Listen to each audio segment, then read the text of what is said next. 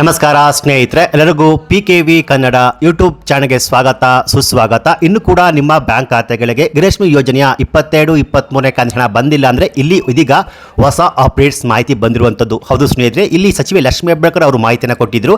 ಈಗಾಗಲೇ 22ನೇ ಕಂತಿನ ಹಣ ಜಮಾ ಆಗಿದೆ, ಜಮಾ ಆಗ್ತಾನೆ ಇದೆ. ಸೊ 23ನೇ ಕಂತಿನ ಹಣ ಕೂಡ ಬಿಡುಗಡೆ ಆಗುವ ಹಂತದಲ್ಲಿ ಇದೆ ಎಂದು ಮಾಹಿತಿಯನ್ನು ಕೊಟ್ಟಿದ್ದರು. ಆದರೆ ಇಲ್ಲಿ ಅನೇಕ ಜನ ಮಹಿಳೆಯರು ರಾಜ್ಯ ಸರ್ಕಾರದ ವಿರುದ್ಧ ಆಕ್ರೋಶವನ್ನು ವ್ಯಕ್ತಪಡಿಸುತ್ತಿದ್ದಾರೆ. ಹೌದು, ಇಲ್ಲಿ ಸ್ವಲ್ಪ ಜನ ಮಹಿಳೆಗೆ ಇನ್ನೂ ಕೂಡ 21ನೇ ಕಂತಿನ ಹಣ ಬಂದಿಲ್ಲ, ಕೆಲವೊಂದು ಮಹಿಳೆಗೆ 21ನೇ ಕಂತಿನ ಹಣ ಬಂದಿಲ್ಲ, 22ನೇ ಕಂತಿನ ಹಣ ಬಂದಿಲ್ಲ, 23ನೇ ಕಂತಿನ ಹಣ ಬಂದಿಲ್ಲ ಅಂತ ದಿನಾಲೂ ಕಮೆಂಟ್ಸ್ ಅನ್ನು ಮಾಡ್ತಾನೆ ಇದ್ದಾರೆ. ಸೊ ಹಾಗಾಗಿ ರಾಜ್ಯ ಸರ್ಕಾರ 22ನೇ ಕಂತಿನ ಹಣ ಯಾವೆಲ್ಲ ಜಿಲ್ಲೆಯ ಮಹಿಳಾ ಬ್ಯಾಂಕಿನ ಅಕೌಂಟ್ ಜಮಾ ಮಾಡಿದರೆ ಇವತ್ತು ಯಾವೆಲ್ಲ ಜಿಲ್ಲೆಯ ಮಹಿಳಾ ಬ್ಯಾಂಕಿನ ಅಕೌಂಟ್ಗೆ 22ನೇ ಕಂತಿನ ಹಣವನ್ನು ಜಮಾ ಮಾಡುತ್ತಾರೆ.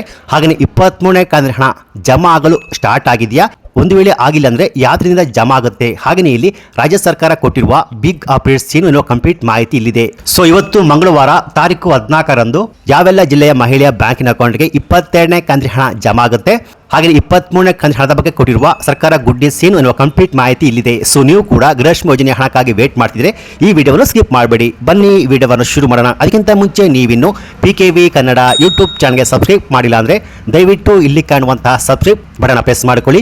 ಹಾಗೆಯೇ ಪಕ್ಕದಲ್ಲಿ ಬರುವಂತಹ ಬೆಲ್ ಬಟನ್ ಒತ್ತಿ. ಸೊ ನಾನು ಯಾವುದೇ ಒಂದು ವಿಡಿಯೋವನ್ನು ಅಪ್ಲೋಡ್ ಮಾಡಿದಾಗ ನೀವು ನೋಡಬಹುದು. ಹೌದು ಸ್ನೇಹಿತರೆ, ರಾಜ್ಯದ ಅನೇಕ ಜನ ಮಹಿಳೆಯ ಬ್ಯಾಂಕಿನ ಅಕೌಂಟ್ಗೆ ಗೃಹಲಕ್ಷ್ಮಿ ಯೋಜನೆಯ 22-23ನೇ ಕಂತಿನ ಹಣ ಜಮಾ ಆಗಿಲ್ಲ ಅಂತ ರಾಜ್ಯದ ಮಹಿಳೆಯರು ರಾಜ್ಯ ಸರ್ಕಾರದ ವಿರುದ್ಧ ಆಕ್ರೋಶವನ್ನೇ ವ್ಯಕ್ತಪಡಿಸ್ತಾನೆ ಇದ್ದಾರೆ. ಆದರೆ ಇಲ್ಲಿ ಸಚಿವೆ ಲಕ್ಷ್ಮೀ ಹೆಬ್ಬಾಳ್ಕರ್ ಅವರು ಮಾಹಿತಿಯನ್ನು ಕೊಟ್ಟಿದ್ರು. 22ನೇ ಕಂತಿನ ಹಣ ಆಲ್ರೆಡಿ ಅನೇಕ ಜನ ಮಹಿಳೆಯ ಬ್ಯಾಂಕಿನ ಅಕೌಂಟ್ಗೆ ಜಮಾ ಆಗಿದೆ, 90% ಮಹಿಳೆ ಜಮಾ ಆಗಿದೆ ಅಂತ ಮಾಹಿತಿಯನ್ನು ಕೊಟ್ಟಿದ್ರು. ಹಾಗೆ 23ನೇ ಕಂತಿನ ಹಣ ಜಮಾ ಆಗ್ತಿದೆ ಏನೋ ಮಾಹಿತಿಯನ್ನು ಕೊಟ್ಟಿದ್ರು. ಆದರೆ ಇಲ್ಲಿ ಅನೇಕ ಜನ ಮಹಿಳೆಯ ಬ್ಯಾಂಕಿನ ಅಕೌಂಟ್ಗೆ 22ನೇ ಕಂತಿನ ಹಣ ಬಂದಿಲ್ಲ, 23ನೇ ಕಂತಿನ ಹಣ ಬಂದಿಲ್ಲ ಅಂತ ದಿನಾಲೂ ಕಮೆಂಟ್ಸ್ ಅನ್ನು ಮಾಡ್ತಾನೆ ಇದ್ದಾರೆ. ಸೊ ಅಂತಹ ಮಹಿಳೆಯರಿಗೆ ಇಲ್ಲಿ ರಾಜ್ಯ ಸರ್ಕಾರ ಮತ್ತೊಂದು ಗುಡ್ ನ್ಯೂಸ್ ಅನ್ನು ಕೊಟ್ಟಿದ್ದಾರೆ. ಹೌದು ಸ್ನೇಹಿತರೆ, ಇವತ್ತು ಮಂಗಳವಾರ ತಾರೀಕು 14ರಂದು ಈ 17 ಜಿಲ್ಲೆಯ ಮಹಿಳೆಯರ ಬ್ಯಾಂಕಿನ ಅಕೌಂಟ್ಗೆ ಗೃಹಲಕ್ಷ್ಮಿ ಯೋಜನೆಯ 22ನೇ ಕಂತಿನ ಹಣ ಜಮಾ ಆಗುತ್ತೆ. ಸೊ ಹಾಗೆಯೇ ಇಲ್ಲಿ 23ನೇ ಕಂತಿನ ಹಣ ಕೂಡ ಜಮಾ ಆಗಲು ಪ್ರಾರಂಭವಾಗಿದೆ ಎನ್ನುವ ಮಾಹಿತಿಯನ್ನು ಸರ್ಕಾರ ಕೊಟ್ಟಿರುವಂತದ್ದು. ಸೊ ಹಾಗಾದ್ರೆ ಇಲ್ಲಿ ಇವತ್ತು ಮಂಗಳವಾರ ತಾರೀಕು 14ರಂದು ಯಾವೆಲ್ಲ ಜಿಲ್ಲೆಯ ಮಹಿಳಾ ಬ್ಯಾಂಕಿನ ಅಕೌಂಟ್ಗೆ ಗೃಹಲಕ್ಷ್ಮಿ ಯೋಜನೆಯ 22ನೇ ಕಂತಿನ 2,000 ರೂಪಾಯಿ ಹಣ ಜಮಾ ಆಗುತ್ತೆ.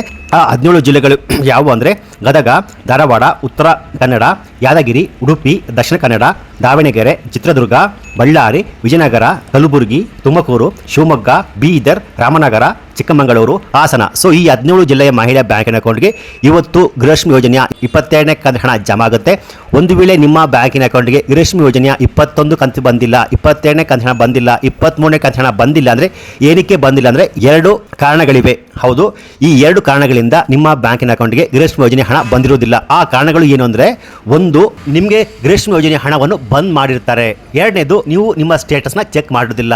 ಸೊ ಮೊದಲನೇ ಕಾರಣ, ನಿಮಗೆ ಗೃಹಲಕ್ಷ್ಮಿ ಯೋಜನೆ ಹಣವನ್ನು ಬಂದ್ ಮಾಡೋದು ಏನಕ್ಕೆ ಅಂದ್ರೆ ಇಲ್ಲಿ ರಾಜ್ಯ ಸರ್ಕಾರ ಯಾರ ತರ ಶ್ರೀಮಂತರಿಗೆ ಇನ್ನು ಮುಂದೆ ಸರ್ಕಾರದ 5 ಗ್ಯಾರಂಟಿ ಸ್ಕೀಮ್ ಅನ್ನ ಸ್ಟಾಪ್ ಮಾಡೋದಾಗಿ ಹೇಳ್ಕೊಂಡಿದ್ದಾರೆ. ಹೌದು, ಇಲ್ಲಿ ರಾಜ್ಯ ಸರ್ಕಾರದ 5 ಗ್ಯಾರಂಟಿ ಸ್ಕೀಮ್ ಅನ್ನ ಶ್ರೀಮಂತರು ಕೂಡ ಪಡ್ಕೋತಿದ್ದಾರೆ ಅನ್ನೋ ಆರೋಪ ಕೇಳಿ ಬಂದಿದೆ.